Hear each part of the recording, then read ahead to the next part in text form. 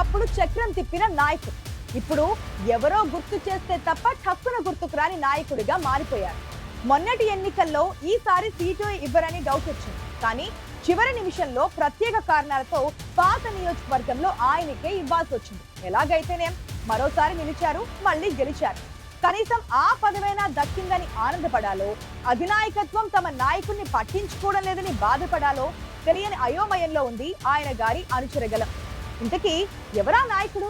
ఏమా కదా.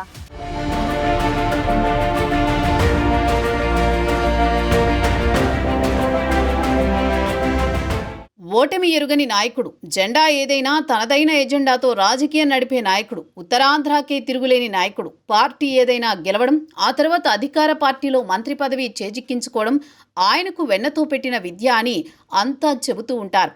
అలాంటి గంటా శ్రీనివాసరావుకు ఇప్పుడు కేవలం ఎమ్మెల్యేగా మిగిలిపోయారు.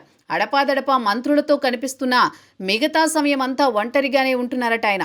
2024లో గంటాకు టికెట్ విషయంలో టీడీపీ అధిష్టానం చివరిదాకా సస్పెన్స్ కొనసాగించింది. గంటాకు సీటు విషయంలో మేధోమదనం చేయాల్సి వచ్చింది.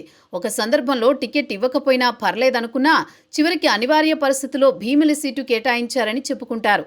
భీమిలి ఎమ్మెల్యేగా రాష్ట్రంలోనే రెండో అతిపెద్ద మెజారిటీ సాధించిన గంటాకు తిరిగి పూర్వ వైభవం, తిరుగులేని పెత్తనం వస్తుందని అంతా భావించారట. కానీ అందరి అంచనాలకు భిన్నంగా ఉంది ఇప్పుడు గంటా శ్రీనివాసరావు పరిస్థితి.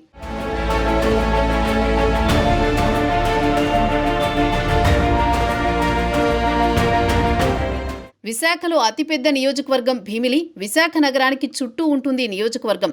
మరోపక్క ఐటీ రంగంతో పాటు ఇతర ప్రముఖ కంపెనీల స్థాపనకు సంబంధించిన భూములు కూడా ఇదే నియోజకవర్గ పరిధిలో ఉన్నాయి. టీడీపీకి విశాఖ అభివృద్ధి ఎంత ముఖ్యమో ఆ పార్టీ నేతల మాటల్లోనే వెల్లడవుతూ ఉంటుంది. పూర్తిస్థాయి అభివృద్ధికి ఆస్కారమున్న భీమిలి నియోజకవర్గంలో పరిశ్రమల స్థాపన, ఐటీ రంగ సంస్థల ఏర్పాటు వంటి అనేక కార్యక్రమాలు చేపడుతున్నా ఆ నియోజకవర్గం ఎమ్మెల్యే గంటా శ్రీనివాసరావుకి ఇవ్వాల్సిన ప్రాధాన్యత ఇవ్వడం లేదన్న అసంతృప్తితో ఉన్నారట ఆయన అనుచరులు. పూలమ్మిన చోట కట్టెలమ్ముకోవడం కష్టమే, అందుకే ఎక్కడ తనను పక్కన పెట్టారనే భావన కార్యకర్తల్లో రాకుండా చాలా జాగ్రత్త పడుతున్నారట గంటా శ్రీనివాసరావు. సమయం చూసి ఒక ప్రెస్ మీట్, మరీ తప్పదనుకుంటే నియోజకవర్గంలో పర్యటన పెడుతూ అటు ప్రజల్లో తన పలుకుబడి పలచబడకుండా పార్టీ కార్యకర్తలు మరో ఆలోచన చేయకుండా నెట్టుకొస్తున్నారట గంటా. అసలు గంటా శ్రీనివాసరావుకి ఈ పరిస్థితి రావడానికి ప్రధాన కారణమేంటన్న ప్రశ్నకు కర్ణుడి చావుకి 1,00,000 కారణాలన్నట్లు ఉందంటున్నారు రాజకీయ విశ్లేషకులు.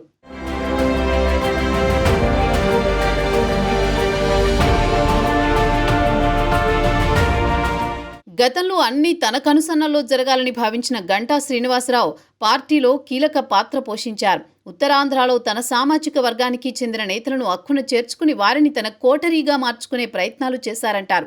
కానీ ఇది పార్టీలోని కొందరు సీనియర్లకు నచ్చలేదు. అదే సమయంలో 2019 ఎన్నికల్లో టీడీపీ అధికారం కోల్పోయి వైసీపీ అధికారంలోకి వచ్చింది. గంటా శ్రీనివాసరావుని తెరమరుగు చేయడానికి పార్టీ సీనియర్లకు ఆ సమయం కలిసి వచ్చిందని చెబుతారు. 2019లో గంటా విశాఖ తూర్పు టీడీపీ ఎమ్మెల్యే అయినా ఆ విషయం ఆయనకి తప్ప ఎవ్వరికీ గుర్తులేదట.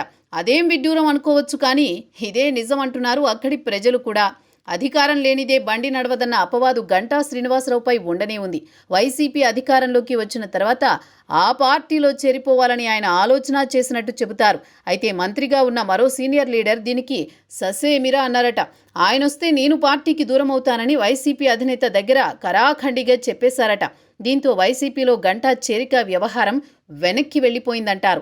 మరోపక్క స్టీల్ ప్లాంట్ సెంటిమెంట్తో ఎమ్మెల్యే పదవికి రాజీనామా చేసినా దాన్ని ఆమోదించడంలో కానీ పార్టీలో చురుకుగా పనిచేయడంలో కానీ గంటా చిత్తశుద్ధి చూపించలేదన్న విమర్శలున్నాయి. కనీసం చంద్రబాబు అరెస్టును ఖండించలేదని, నిరసన తెలిపేందుకు రోడ్డు మీదకు రాలేదన్న భావన పార్టీ పెద్దల్లో ఉందట. ఇవన్నీ బేరీజు వేసుకునే 2024లో గంటాకు టికెట్ విషయంలో అధిష్టానం చివరిదాకా ఆలోచించిందనే ప్రచారం జరిగింది.